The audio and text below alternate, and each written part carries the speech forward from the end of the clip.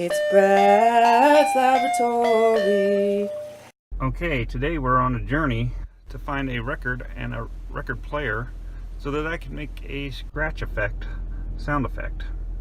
Okay, in my quest to find a record player, this was the best I could do for the cheapest amount of money. And when I got it back and looked at it, I had buyer's regret. I found this at Goodwill, and the lid's got a broken hinge, which I knew about. $17 or $17.99. I can't remember. I think she only charged me $17.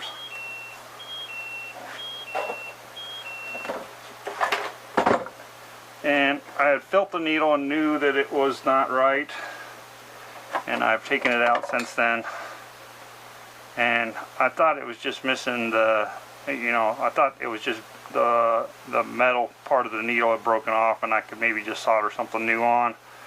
But I got this thing apart, and we'll go ahead and take it apart. Okay, as you can see, the needle is missing its needle, or the stylus, or the cartridge, or whatever they're calling this thing. I thought, I could just, it was probably just missing the metal piece. I popped it apart and realized it's actually missing the coil of wire. There's supposed to be a magnetic coil in there that the needle moves, and then it generates voltages on these other two pins.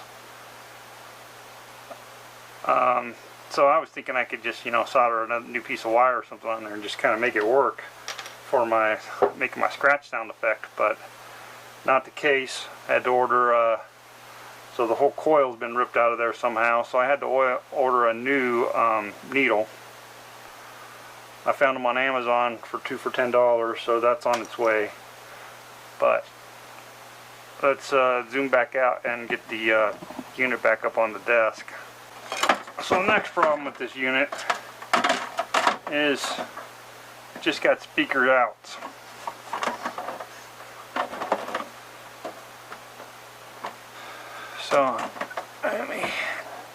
So 4 ohm speakers left and right out on RCA's. So it tells me this thing's not super high power. It says here 30 watts coming in, so it's not going to be super high power anyways.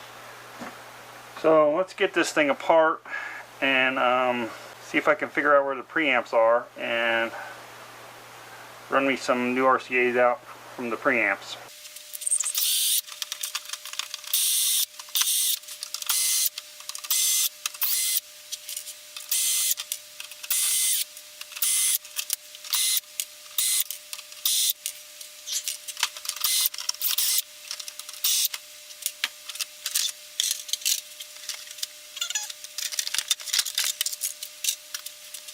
So we're down to the guts of it pretty quick.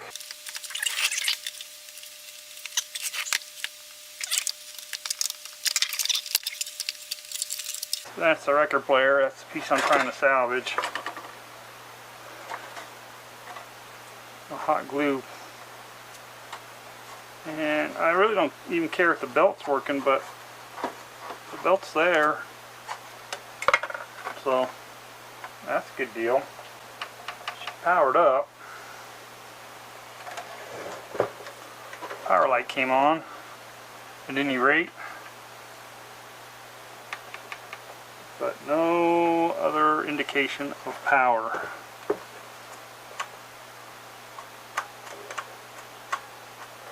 It doesn't go back off. The power switch doesn't feel good at all. That's kind of interesting. This is the volume knob here, but it doesn't really turn like a normal knob. Look at the back side. There's 2 little switches on the circuit board, and it just pushes those switches down as you turn the knob. Kind of an interesting way to put a digital interface on an analog type control.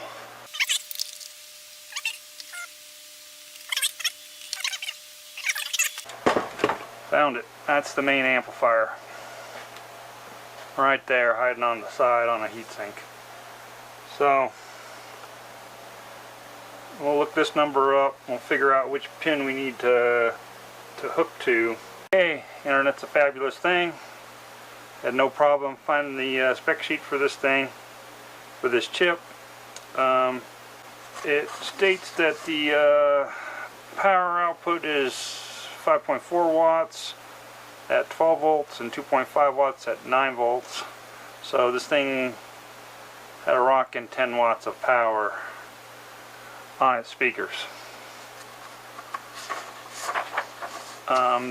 Page 3 of the spec also shows that the inputs are 5 and 8 and the outputs are 2 and 11. So I'm going to also probe my power pins here. Just pin 1 is power, looks like. Pin 1 and 12. So let's get my meter up here and see what that's showing. So 1 and 12. 1 should be hopefully plus 12. Oh, we got 18 volts there. They're overclocking this bad boy. So it looks like I got voltage at my amplifier. So that means I should just be able to hopefully solder some RCAs onto that bad boy. Been searching through my bins of stuff, and if you haven't seen what's in my bins, there's a video up in the corner up here. What I found was a couple RCAs like this that I can attach. I also have a whole bag of RCAs at a panel mount, but they're all white. I do have one black one, so I might be able to do a white and a black. I have one cable mount RCA red, and I have a bag of these. Just trying to decide if I want to mount that, how I want to do this. I don't think I'm thinking about using these because I really don't care. These were scavenged out of some piece of AV gear, and so I'll probably just solder them up together like that or somehow and just hang them out the back, because I just need this to work for you know, maybe 10 minutes while I do this recording. Got an old piece of audio wire here. This is a balanced audio wire, so you have a hot and a not and a ground. But we're going to cheat and use this as a piece of stereo wire. It's not really ideal because the stereo pairs should be shielded separately instead of in the same shield, but I'm going, you know, a foot and a half here.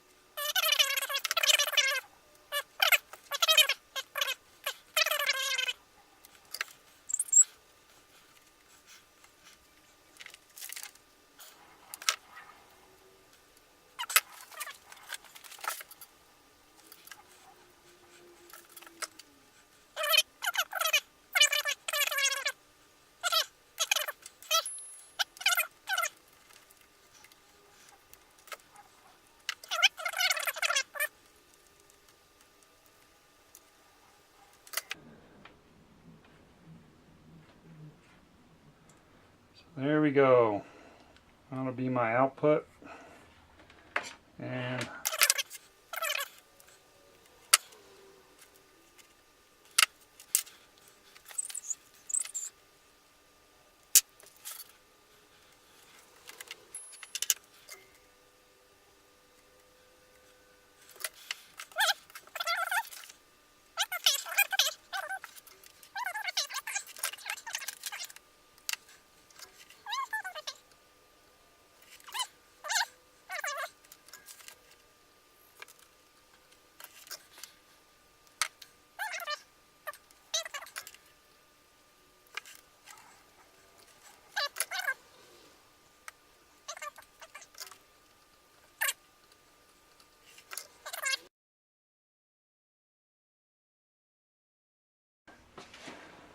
So there we go.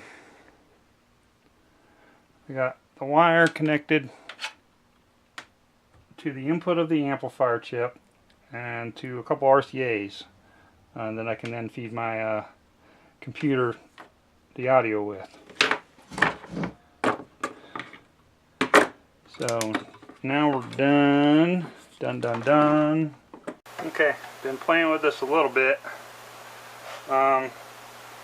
I don't know if you can see it, but the stereo light's coming on here. Oh, and I have it on radio. And it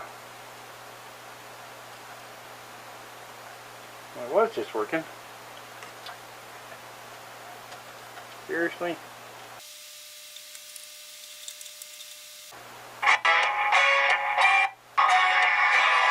But you gotta, yeah, and the volume's even working. So it appears everything's working but the CD player. I haven't tried the tape deck, but you know. So I'm mostly worried about the phono, the record player. So I think we got a winner here. Winner, chicken dinner. Just gotta wait for that needle. Okay, continuing the quest for the reverse scratch sound on a record player. Here's the old needle, and I lost some of the parts.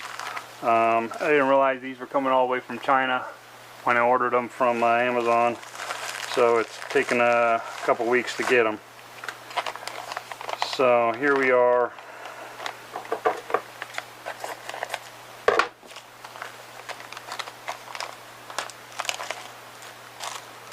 Got two of them. See if they look similar.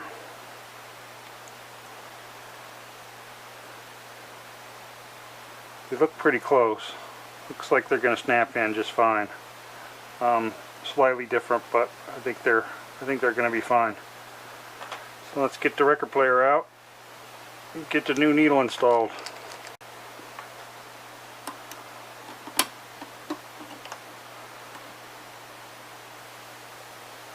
Oh, there's the missing pins.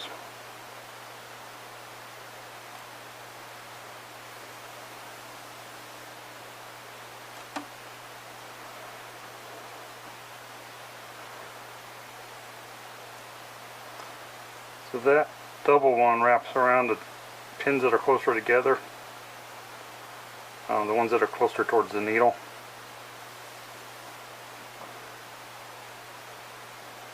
And I don't remember which one's which, but for what I'm doing, I don't know that it matters.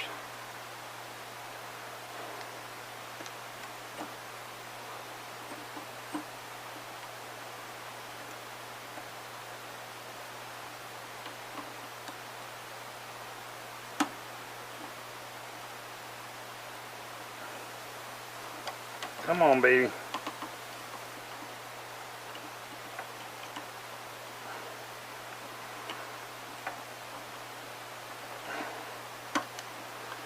There it goes. Get this wire back in this cheap plastic arm here.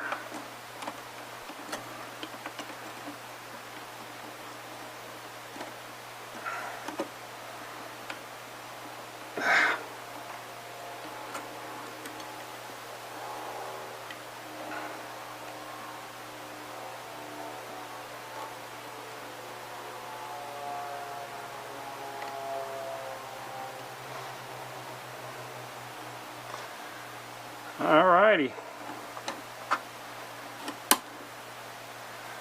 Let's see if she plays.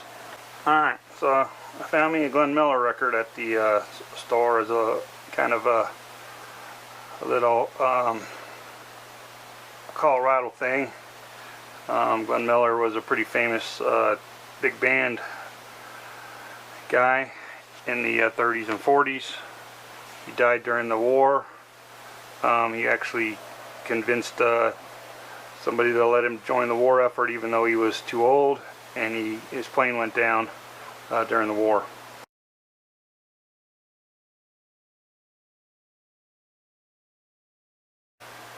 So looks pretty good. go ahead and give her a try. Okay, here's the setup. I got the record player. Put the outputs I've added to it going to the Dazzle. That goes up to my computer. And then I got Audacity running on the screen here. All of this for about 1.5 seconds of sound on a video.